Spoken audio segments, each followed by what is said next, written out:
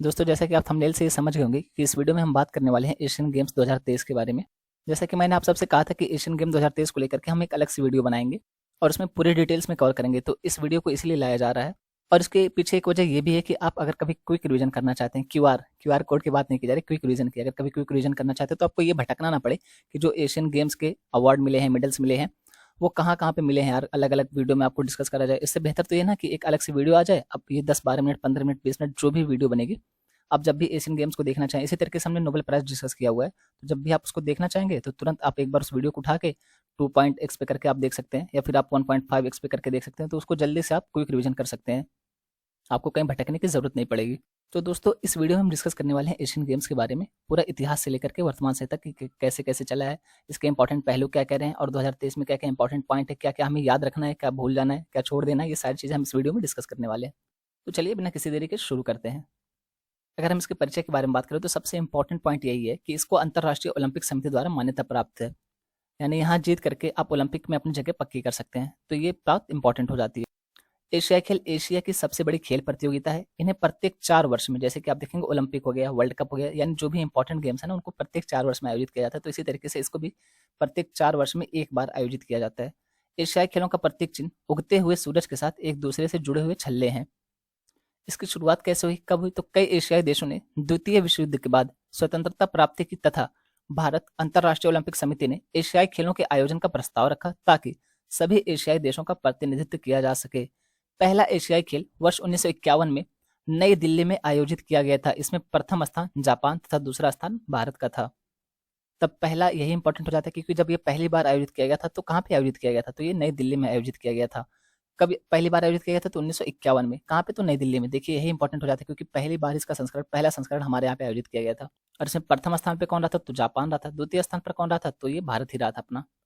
अगर हम इसके रेगुलेशन की बात करें तो एशियाई खेल महासंघ ने वर्ष 1951 से 1978 तक एशियाई खेलों के विनियमन का कार्य किया। फिर वर्ष 1982 से लेकर के एशियाई खेलों के विनियमन का कार्यभार एशियाई ओलंपिक परिषद द्वारा किया जाने लगा है। अब वर्तमान समय कौन कर रहा है? तो यही कर रहा है, एशियाई ओलंपिक परिषद।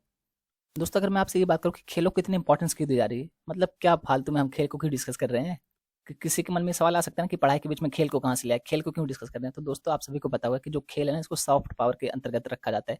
जैसे आप देखें, कई बार बात की जाती है इंडिया और पाकिस्तान के बीच मैच कराया जाए, खेल कराया जाए, ताकि क्या होगा, रिश्ते थोड़े से नॉर्मल होंगे। इसी तरीके से कई बार क्या होता है ना कि आप देखिए, जब भी खेल होता है, जैसे एशिया का हो गया, अब यहाँ पे एशिया के अलग अलग देश, कोई चाइना से आ रहा है, कोई इंडिया से आ रहा है, कोई जापान से आ रहा है, कोई बांग्लादेश से आ रहा है, कोई नेपाल से आ रहा है, मतलब अलग अलग देशों के लोग यहाँ पे आएंगे, इकट्ठा होंगे एक ही फील्ड में, और वो एक दूसरे से मिलेंगे तो एक दूसरे को जान भी पाएंगे, एक दूसरे की संस्कृति, एक दूसरे के देश को जान पाएंगे। यानी हमारी संस्कृति का भी विस्तार होता है, यहाँ पे लोगों से परिचय होता है उसका, लोग एक दूसरे से मिलजुल पाते हैं। और उसके अलावा जो यहाँ पे आपके बॉडी को लेकर के, बॉडी के स्तर पर, फिटनेस का स्तर पर जो प्रभाव पड़ता है वो अलग लेवल का होता है। जैसे आप देखिएगा, अगर कोई रनर है तो भाई वो रोज सुबह दौड़ रहा है, शाम को दौड़ रहा है, तो उसकी बॉडी अलग लेवल पे होगी। कोई जिम्नास्टिक्स है, या फिर कोई जैसे वेट लिफ्टर है, कोई मुक्केबाज है, तो ये देखिए ना कि वो अपने बॉडी के ऊपर भी काम कर रहे हैं। हमारी तरह नहीं कि 8 बजे सो के उठ रहे हैं और अपना काम अच्छे से नहीं कर रहे हैं, वीडियो भी नहीं देख रहे हैं। मतलब वीडियो बनाई आप लोग के लिए जा रही है और आप लोग वीडियो भी नहीं देख रहे हो, तो भैया वो अपने काम को लेकर के बहुत डेडिकेटेड होते हैं। आप देखिए मिल्खा सिंह जी को। और सबसे बड़ा नाम अगर खेल जगत में देखा जाए तो मेजर ध्यानचंद जी, मतलब इनको हॉकी का जादूगर कहा जाता था। भैया, जो ये स्टिक होती थी ना इनकी हॉकी वाली, गेंद इस पे चिपक जाती थी यार। लोगों ने ये तक्का कि आपने चुंबक लगा रखा है, हम चेक करेंगे। स्टिक इनकी तोड़ दी गई थी, हॉकी इनकी तोड़ दी गई थी, ये चेक करने के लिए कि कहीं आपने चुंबक तो नहीं लगा रखा है। तो ये होती है प्रैक्टिस। प्रैक्टिस इस लेवल पे कर ली थी उन्होंने। ये जो रेल कैसे पटरी होते हैं ना, इस पे गेंद को डुराते थे कि चलो देखो गेंद कहाँ जा रही है, गेंद गिरने नहीं चाहिए, बैलेंस बनाते थे इस पे। भैया, जो इस लेवल का काम कर रहा है उसको आप कहाँ पे हरा पाओगे यार? तो खेल का बहुत सारा फायदा होता है। खैर चलिए लौटते हैं टॉपिक की तरफ। भारत एशियाई खेलों के संस्थापक सदस्यों में से एक है और पहले एशियाई खेलों की मेजबानी भी भारत ने ही की थी, वो तो मैंने आपको बता ही दिया है। एशियाई खेलों का 9वां संस्करण नवंबर और दिसंबर 1982 में नई दिल्ली में आयोजित किया गया था। यानी तो पहला संस्करण हमारे यहाँ पे हुआ था, फिर 9वां संस्करण भी हमारे यहाँ पे ही हुआ था। और आप लोग को एक और बात जान के अच्छा लगेगा कि जो ये शुभंकर देने की परंपरा चली है ना, कि इस खेल का शुभंकर ये है, तो एशियाई खेलों का जो शुभंकर देने की परंपरा चली है वो हमारे यहाँ से ही शुरू हुई थी। तो पहला शुभंकर एशियाई खेलों के लिए अप्पू रखा गया था। अप्पू क्या था? तो भारतीय हाथी था। एशियाई खेलों के लिए इस्तेमाल किए जाने वाला पहला शुभंकर था। अब अगर हम एशियन गेम्स 2023 के बारे में कुछ बात करें तो हाल ही में 19वें कौन से क्रम का था? तो पहले इंपॉर्टेंट ये होता है कि 19वें क्रम का था एशियाई खेल, और ये 2022 का है, ठीक है ना? यानी ऑफिशियल नेम इसका एशियन गेम्स 2022। आप कहीं भी देखिएगा तो 2022 लिखा रहेगा, ऐसे लिखा रहेगा, एट एजी 2022 ऐसे। ये 2022 लिखा रहेगा क्योंकि ये 2022 वाला ही है, भले से हो रहा है 2023 में। ये कहाँ पे आयोजित किया गया था? तो चीन के होंगजू ओलंपिक स्पोर्ट्स सेंटर स्टेडियम, जिसे बिग लोटस भी कहा जाता है, यहाँ पे संपन्न हुआ है। हॉकी खिलाड़ी पीआर श्रीजेश एथलीटों की परेड में भारत के ध्वजवाहक थे। 20वें एशियाई खेल वर्ष 2027 में कहाँ पे आयोजित किए जाएंगे? तो जापान में आयोजित किए जाएंगे। अगर हम बात करें कि इसमें भारत की उपलब्धियां क्या रही हैं, तो अगर पदक तालिका देखी जाए, टोटल हमने 107 पदक जीता है भैया। इसीलिए मैं कह रहा हूँ कि इस वाले खेल में यानी कि एशियन गेम में हमारे लिए पदक ज़्यादा इंपॉर्टेंट नहीं है। अब 107 पदक जीते हैं भैया, बताओ आप कौन याद रखने वाला है? एग्जामिनर खुद सोचेगा कि किसको पूछे किसको ना पूछे। हालांकि कुछ इंपॉर्टेंट पदक जो आप के लिए हो सकते हैं, जैसे किसी फील्ड में पहली बार आया है, या किसी फील्ड में बहुत लंबे समय बाद आया है, या किसी महिला ने पहली बार जीता है, या किसी और फील्ड में किसी महिला ने अच्छा प्रदर्शन किया है, या किसी और फील्ड में कोई ऐसी बात है जो इंपॉर्टेंट है, तो उसको हमने इंक्लूड किया हुआ है। बाकी 107 पदक अगर डिस्कस करने जाएंगे तो उसका कोई मतलब नहीं है, सिर्फ वेस्ट ऑफ टाइम और वेस्ट ऑफ एनर्जी है। अब यहाँ पे यही हमें समझना है कि क्या पढ़ना है और क्या छोड़ना है। हमें यहाँ पे पढ़ना ये है कि इसका शुभंकर कब था, भारत में कब कब आयोजन हुआ है, पहली बार आयोजन कहाँ हुआ था, यानी ये सारे जो पोर्शन है ये ज़्यादा इंपॉर्टेंट है इसकी तुलना में कि हमने कौन कौन सा पदक जीता है और किसने किस श्रेणी में कौन सा पदक जीता है। ये ज़्यादा इंपॉर्टेंट नहीं है, क्योंकि 107 पदक जीता, आप कितने पदक याद रखोगे। लेकिन जो इस तरीके का कि कौन सा संस्करण था, या भारत में कौन कौन से संस्करण हुए थे, और यहाँ पे जैसे शुभंकर देने की परंपरा कहाँ से स्टार्ट हुई थी, तो ये सारे इंपॉर्टेंट पॉइंट हो जाते हैं इस एशियन गेम के लिए। अब आप कहोगे कि ओलंपिक को लेकर के पूछा गया था, तो देखिए भैया ओलंपिक में कितने मेडल जीते थे हमने, आप लोग को अगर याद हो तो टोटल हमने 7 पदक ही जीते थे। तो अब 7 पदक है, कोई भी याद कर सकता है। वहाँ पे 7 था, यहाँ पे 107 है। आप बताइए कैसे कोई याद करेगा? तो यहाँ पे किसने कौन सा पदक जीता, इससे ज़्यादा इंपॉर्टेंट ये है कि इसका शुभंकर क्या था, इसका आयोजन कहाँ पे किया गया, ये क्रम कौन सा था, भारत में कब कब आयोजन किया गया, इसकी शुरुआत कब हुई, इसका विनियमन कौन करता है, मतलब इस तरीके के जो भी पॉइंट आएंगे ना वो आपके लिए ज़्यादा इंपॉर्टेंट होंगे। तो टोटल 107 पदक जीता भारत ने, जिसमें से 28 स्वर्ण है, 38 रजत है और 41 कांस्य पदक है। क्या भूतपूर्व उपलब्धि के साथ भारत ने पीपल्स रिपब्लिक ऑफ चाइना के हांगझो में 2023 के एशियाई खेलों में एक नया मानदंड स्थापित किया। अच्छा, ये पहली बार है जब हमने 100 का आंकड़ा पार कर लिया है, पहली बार है कि हमने 3 अंक वाली संख्या में अपने आप को लाके खड़ा कर दिया है पदक जीतने में। अगला पॉइंट है, जकार्ता में वर्ष 2018 के एशियाई खेलों में भारत ने बेहतर प्रदर्शन किया था और 16 स्वर्ण पदक सहित 70 पदक जीते थे कुल।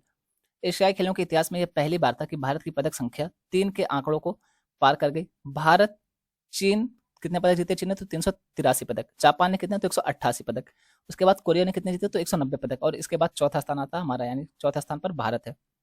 अब यहाँ पे एक और पॉइंट है कि 2018 वाला कहाँ पे आयोजित हुआ था? तो जकार्ता में। जकार्ता का इंडोनेशिया। अगर हम एथलीटों के प्रदर्शन के बारे में बात करें तो सबसे अधिक पदक जीतने वाला खेल एथलेटिक्स था, जिसमें 6 स्वर्ण पदक, 14 रजत पदक और 9 कांस्य समेत कुल 29 पदक जीते गए। किसमें? तो एथलेटिक्स में। इसको भी ध्यान रखिएगा। इसी तरीके के जो पॉइंट है ना कि सबसे ज्यादा पदक कहाँ पे जीते गए, सबसे कम पदक कहाँ पे जीते गए, पहली बार कौन सा पदक इस श्रेणी में जीता गया, पहली बार किसने गोल्ड मेडल जीता था, ये ज्यादा इंपॉर्टेंट है, ना कि ये कि किसने कौन कौन सा पदक जीता है। मतलब भैया आप 107 पदक आप कहाँ याद रखोगे, आप खुद सोच के देखो। अगर हम हॉकी की बात करें तो भारत की पुरुष हॉकी टीम ने एशियाई खेलों में स्वर्ण पदक जीता तथा जापान को 5-1 से पराजित कर पेरिस ओलंपिक में अपना स्थान सुरक्षित कर लिया है। यही चीज मैं आपको बता रहा था शुरू में। इसमें कौन कौन से नए खेल शामिल हुए हैं? तो 2023 एशियाई खेलों में ई स्पोर्ट्स और ब्रेक डांसिंग 2 नए खेलों की शुरुआत की गई है। उसके अलावा इनके अतिरिक्त क्रिकेट तथा गो, जियांगकी एवं शतरंज जैसे बोर्ड गेम जो 2018 एशियाड में शामिल नहीं किए गए थे, वर्ष 2023 एशियाई खेलों में पुनः उनकी वापसी हो गई। यानी इसके पहले चल रहे थे लेकिन 2018 में ये शामिल नहीं थे, इसके पहले ये चल रहे थे, फिर 2018 में ये नहीं आए ये सारे गेम, तो फिर इनको किया गया है, तो फिर 2023 में इसको फिर से लाया गया है। अच्छा, जो ये क्रिकेट वाला है ना, इसमें हमारी मेल और फीमेल दोनों टीमों ने स्वर्ण पदक जीता हुआ है। ये रही भाई साहब पदक तालिका। अगर कोई देखना चाहे तो पहले तो वही बैठे हैं जिनकी पूरी आंख नहीं खुलती, ये लोग बहुत ज़्यादा मेडल जीत रहे हैं। फिर स्थान आता है जापान का, फिर रिपब्लिक ऑफ कोरिया यानी कि साउथ कोरिया के बारे में बात की जा रही है, फिर स्थान आता है इंडिया का। ये अगर कोई और है जो किसी और देश से ये लेक्चर सुन रहा है, मैं इंटरनेशनल लेवल पे फेमस हो गया हूँ, तो भैया यहाँ पे आप अपना देश देख लीजिएगा।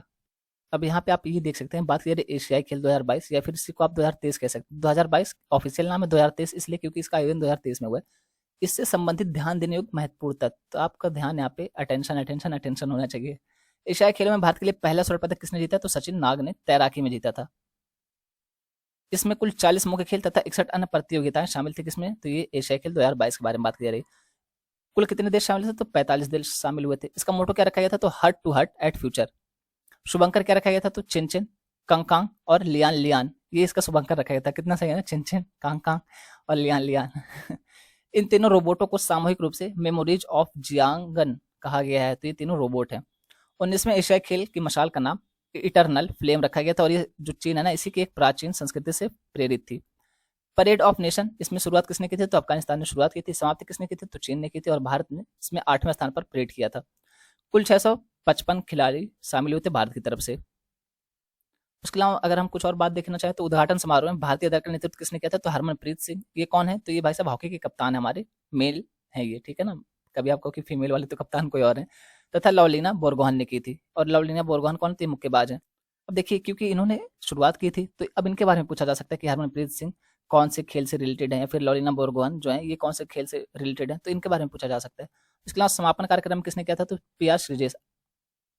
और भारतीय दल का ऑफिशियल स्पॉन्सर कौन था? जैसे आप देखेंगे जब क्रिकेट होता है तो कभी बायजूस होता है, कभी ड्रीम 11 होता है, तो इसका ऑफिशियल स्पॉन्सर कौन था? तो ये अमूल था। सर्वाधिक स्वर्ण पदक निशानेबाजी में जीते हमने। देखिए सर्वाधिक पदक किस में जीते हैं? तो एथलेटिक्स में जीते हैं, लेकिन सर्वाधिक स्वर्ण पदक किस में जीते हैं? तो निशानेबाजी में सबसे ज्यादा स्वर्ण पदक जीते हैं। एशियाई खेल में भारत का पहला स्वर्ण पदक शूटिंग में रुद्रांश, दिव्यांश तथा ऐश्वर्य ने जीता। द्वितीय स्वर्ण पदक भारतीय महिला क्रिकेट टीम ने श्रीलंका को हराकर जीता। तो आपसे कभी कभी ये भी पूछ लिया जाता है कि उप विजेता कौन है? तो उप विजेता कौन था? यहाँ पे श्रीलंका, इस क्रिकेट फीमेल वाला। भारतीय पुरुष क्रिकेट टीम ने अफगानिस्तान को हराकर एशियाई खेलों में अपना पहला स्वर्ण पदक जीता। अच्छा, इसके कप्तान कौन थे? तो ऋतुराज गायकवाड़ साहब थे। वही चेन्नई के ओपनर भैया। ऋतुराज में सॉरी ऋतुराज याद आ रहे हैं। तीरंदाजी में पहला स्वर्ण पदक ज्योति और ओजस ने जिताया। वो सीएसके की बात चल रही थी, आईपीएल चेन्नई सुपर किंग, तो वो ध्यान में चल रहा था। यहाँ पे तीरंदाजी पढ़ने के बजाय ऋतुराज पढ़ रहा हूँ, माफ करिएगा उसके लिए भाई। यहाँ पे तीरंदाजी की बात करिए, इसमें पहले स्वर्ण पदक किसने जीता? तो ज्योति और ओजस ने जिताया। ये सारे कुछ इंपॉर्टेंट पॉइंट है जो आपसे पूछे जा सकते हैं। बाकी सारे ऐसे 100 के 100 पदक थोड़े ना पूछेंगे। उसके बाद ये देख सकते हैं हम, घुड़सवारी में 41 वर्षों बाद भारत ने स्वर्ण पदक जीता। सिफ्त कौर समरा शूटिंग में 50 मीटर राइफल की कैटेगरी में स्वर्ण पदक जीतते हुए विश्व रिकॉर्ड बना दिया इन्होंने। तब इनका नाम पूछा जा सकता है कि सिफ्त कौर समरा, या तो ये पूछा जा सकता है कि कौन सा पदक जीते हैं, तो ये पूछा जा सकता है कि किस खेल से संबंधित है। इस तरीके से आपसे क्वेश्चन बन सकता है। टेनिस में स्वर्ण पदक ऋतुजा और रोहन बोपन्ना ने स्वर्ण पदक जीता। अच्छा, ये रोहन बोपन्ना, इनके बारे में कोई जानता है कि नहीं? इन्होंने शायद रिटायरमेंट ले लिया है। उसके अलावा बात करें पारुल चौधरी, 500 मीटर दौड़ में स्वर्ण पदक जीते हैं। ये यूपी के हैं, तो भैया अगर कोई यूपी से सुन रहा है तो थोड़ा सा ध्यान दीजिएगा। उसके अलावा बात करें भाला फेंक महिला में, अनु रानी ने स्वर्ण पदक जीता है। अब आप कहेंगे महिला में तो आ गया, पुरुष वाला कहाँ? पुरुष वाला सबको पता है यार, नीरज भैया है ना, अपनी आन बान शान फोड़ के रख दिया। वो भी नीरज भैया जो है वो भी गोल्ड पदक जीते हैं। अच्छा, हम भैया भैया कह रहा हूँ, अजीब लग रहा है। जो नीरज चोपड़ा है इन्होंने गोल्ड मेडल जीता है इसमें। और फिर अगर महिलाओं के बारे में पूछा जाए तो अनु रानी ने भी इसमें गोल्ड मेडल जीता है। बैडमिंटन में सात्विक साईराज तथा चिराग की जोड़ी ने स्वर्ण पदक जीता है। अच्छा, ये लोग की जोड़ी बहुत अच्छी चल रही है, बहुत सारे गेम में ये बहुत अच्छा प्रदर्शन कर रहे हैं। पुरुष हॉकी टीम ने जापान को हराकर स्वर्ण पदक जीता। पुरुष कबड्डी टीम ने ईरान को हराकर स्वर्ण पदक जीता है। तो कई बार आपसे उपविजेता भी पूछ लिया जाता है, तो इस तरीके से आपको उपविजेता भी याद रखना है, इसलिए लिखा गया, नहीं तो मुझे क्या जरूरत है आप ये लिखने की। महिला कबड्डी टीम ने चीनी ताइपे को हराकर स्वर्ण जीता। उसके अलावा बात करें मेंस शॉर्ट पुल में, तजिंदर तूर ने स्वर्ण जीता है। अविनाश सांवले ने मेंस 3000 मीटर में स्वर्ण जीता। भारत का पहला ट्रैक एंड फील्ड का स्वर्ण जीतने वाले यही हैं। तब यहाँ पे ये भी इंपॉर्टेंट हो जाता है आपके लिए, क्योंकि इस कैटेगरी में ये पहला हो रहा है। ट्रैक एंड फील्ड में जो पहला स्वर्ण है भारत के लिए, इन्होंने जीता है, अविनाश सांवले ने, तो ये इंपॉर्टेंट हो जाता है। स्क्वॉश पुरुष टीम ने पाकिस्तान को हराकर स्वर्ण जीता। अब कोई एग्जामिनर होगा जिसको पाकिस्तान पे खुन्नस खाई है तो भी ये भी पूछा जा सकता है। तो इस तरीके से कुछ ऐसे इंपॉर्टेंट है पदक जिसको आप याद रख सकते हैं। उसके अलावा गोल्फ में अगर हम देखें तो भारत का पहला सिल्वर मेडल आदित्य अशोक ने जीता। ये भाई साहब बहुत इंपॉर्टेंट है, अगर कुछ पूछा जा सकता है तो सबसे ज्यादा संभावना इसी की है, क्योंकि अभी तक गोल्फ में हमारी तरफ से कोई खिलाड़ी पार्टिसिपेट ही नहीं करता था यार, मतलब वहाँ पे कोई वही नहीं था। अब यहाँ पे आदित्य अशोक निकल के आए हैं और फिर इस बार इन्होंने सिल्वर मेडल जीत लिया है। पहली बार था ऐसा कि गोल्फ की कैटेगरी में हम जाके कोई मेडल जीता हुआ है, तो ये बहुत इंपॉर्टेंट हो जाता है। पुरस्कार जीतने वाली सबसे युवा खिलाड़ी संजना बथुला है। ये किसमें जीते? तो स्पीड स्केटिंग के खिलाड़ी ने कांस्य पदक जीता इन्होंने। सबसे उम्रदराज खिलाड़ी कौन से हैं? तो ये हैं जग्गी शिवदासिनी। अब यहाँ पे कुछ नोट करके लिखा है, तो अरुणाचल प्रदेश के 3 वुशु खिलाड़ियों को प्रवेश नहीं दिया गया था चाइना के द्वारा। तो आपसे ये पूछा जा सकता है कि किस राज्य के खिलाड़ियों का जो एशियन गेम्स 2022 या 2023 वाले हुए हैं इसमें प्रवेश नहीं दिया गया था, एंट्री नहीं दी गई थी चाइना के द्वारा। एशियाई खेल के जनक किसको माना जाता है? तो गुरुदत्त सौंधी को माना जाता है। अब ये कुछ इंपॉर्टेंट पॉइंट्स थे जिसको आप एक बार फिर से देख लीजिएगा। देखिए ये वीडियो इसलिए अलग से बनाए जा रहे हैं ताकि अगर आप इसका रिवीजन करना चाहें तो क्विक रिवीजन कर ले, क्योंकि ये सारी चीजें ऐसी है कि आपको एक बार में याद नहीं होंगी, आपको इनको बार बार सुनना पड़ेगा, बार बार पढ़ना पड़ेगा, बार बार देखना पड़ेगा। अगर कोई याद करना चाहता है भैया तो इसको आप एक बार जैसे नॉर्मली देख लीजिए, फिर क्या करना है आपको, फिर 1.5x पे या 2x पे करके आप इसको देख सकते हैं ताकि आपको रिवाइज हो जाए। इस वीडियो को अलग से बनाने का मतलब यही था ताकि आप लोग क्विक रिवीजन क्यूआर करना चाहें, अच्छा क्यूआर कोड नहीं है, क्विक रिवीजन करना चाहें तो आसानी से कर सकते हैं। वैसे अलग अलग वीडियो में अलग अलग पदक रहता है तो आप कहाँ जाते हो उसको खोजने। इसी तरीके से हमने नोबेल प्राइज की भी वीडियो डाली है, तो उसमें 2022 और 2023 दोनों का कवर किया, वो इसीलिए अलग से बनाई गई आपके लिए ताकि अगर आपको क्विक रिवीजन करना तो अब आप देखिए 2022 और 2023 दोनों का आपका एक साथ कवर हो जाएगा, आपको कहीं भटकना नहीं पड़ेगा।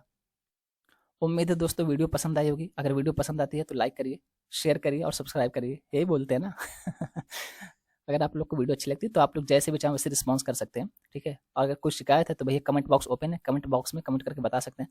अगर आपको शर्म आ रही है कमेंट बॉक्स में लिखने में तो ये रही मेरी ईमेल आईडी, आप इस पर ईमेल कर सकते हैं। जैसे मुझे टाइम लगेगा मैं आपको रिप्लाई ज़रूर दूंगा। थैंक यू दोस्तों, यहीं तक रखते हैं आज की वीडियो, ठीक है। Thank you so much.